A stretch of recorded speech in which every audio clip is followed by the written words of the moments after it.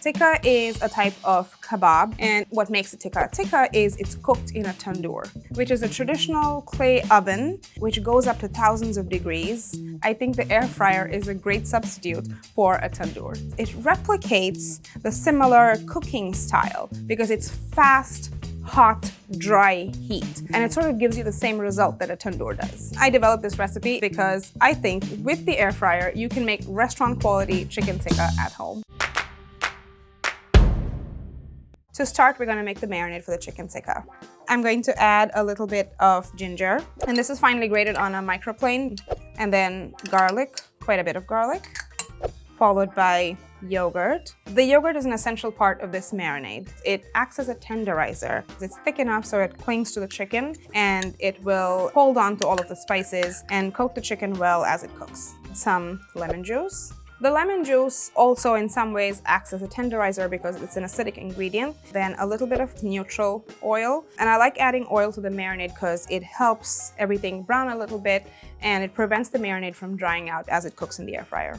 And now for all of the dry ingredients and the spice mixture. The first one is going to be very controversial, but I use curry powder. I admit it's very unconventional. There is nothing like curry powder in India, but for accessibility reasons, I think it's a great shortcut to getting a lot of different flavors into this marinade. And the brand that I actually like is a Japanese curry powder called S&B. I'm going to add paprika. A lot of recipes for chicken tikka you will see had red food coloring, but I like to use sweet paprika because I think it gives you that same sort of deep red hue in a natural way. And also it adds a nice fruitiness from the pepper. I also have some ground cayenne, which adds a little bit of spice. Cardamom. This wakes everything up, sort of like a punctuation in the marinade.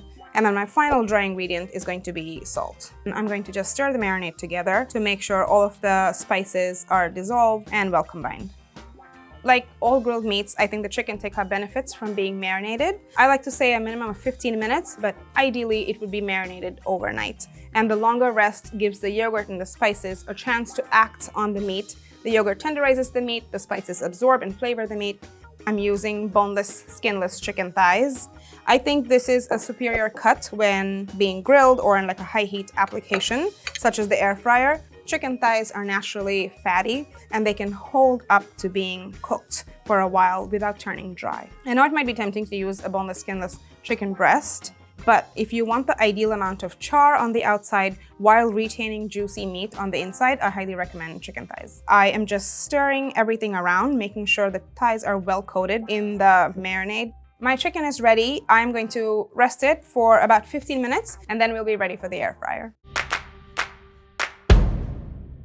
So I have my air fryer preheating. It's at 400 degrees and my chicken has been marinating for 30 minutes and I'm ready to cook. The first cook is about 10 minutes, so I set the timer for 15 just to give it 5 minutes of preheating time. I think it helps cook the food a bit more evenly and cooks it faster. I'm going to lightly grease the bottom of the air fryer. Most air fryers do have a non-stick coating. They don't tend to stick, but yogurt is sometimes susceptible to being a little stubborn, so a little bit of oil on the bottom is an extra insurance. I'm placing the chicken, trying to get them all in a single layer. If the chicken overlaps, instead of lying in a single layer, it'll steam rather than char. The chicken is in and the air fryer is at 400 and I've set the timer for 10 minutes for the first cook. What's happening inside is all of the elements have heated up and they're emitting heat, but there's a fan on top of the air fryer which is circulating.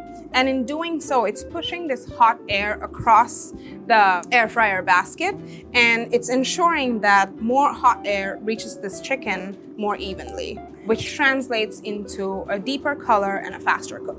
While it does work much like a convection oven, because of its size and shape, it is just so much more effective at cooking and doing the things a convection oven could do. There are a few different kinds of air fryer styles out there. The basket style, which is the one I'm using here, and toaster oven style air fryers, which are very much like a toaster oven. Basket style air fryers are typically much smaller and the cooking chamber is able to retain heat much more effectively than in a toaster style air fryer. Even though the temperature might be the same and they still have a fan, the air doesn't quite hit the food at the same rate as a basket style air fryer.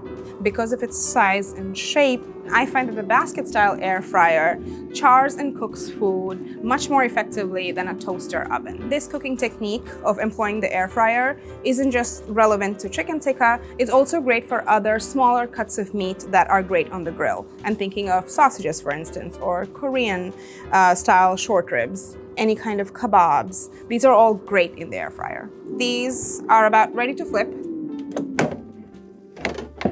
Oh, very nice. So I'm really happy with the color that I have. You can see like bits of char. The yogurt marinade has sort of crusted over in the nicest way. The dry air sort of removed most of the moisture from that yogurt marinade, and it's formed like a nice film on top. But mostly I'm very excited about all of those little bits of char because that's flavor. Now I'm going to flip these, and the cook on the second side is very brief, mostly just to cook the chicken through and not really for color. I'm going to put this back in, again at 400, for maybe 5 to 7 minutes. Okay, the chicken is done cooking. See how well charred that is? That's flavor, and that is as close as you're ever going to get to making tandoor style food at home in your air fryer. Yeah, crispy, charry bits. I think the chicken tikka looks really good. Lots of pockets of char. The marinade is dried out in the most pleasing manner, but the chicken is still extremely juicy. And that's thanks to using chicken thighs instead of chicken breast. To serve this chicken tikka, I do a very simple side salad. Just cucumber, thinly sliced red onion, and wedges of lemon. I actually like to go ahead and squeeze the lemon on top because I think it really sort of freshens everything up and wakes up all of those flavors. Okay, I cut these cucumbers in a very specific way. I think cucumbers are best enjoyed when they're cut in very elongated spears. Okay, perfect. A little wedge of lemon, and we're done. I like to serve it with either naan or pita bread, and today I have pita bread. Looks great, really nice amount of char. The chicken looks very juicy. I like the cucumber and onion on the side. I'm going to cut in and have a bite. The chicken is still very juicy, not at all overcooked. You can see that it's juicy. You can see how the marinade is clinging to the meat and all of those little pockets where it's charred a bit more. So I'm excited to try this. I love that the spices feel really balanced. It looks like it would be very spicy. And there is a hint of spice, but it's not overwhelming in any way.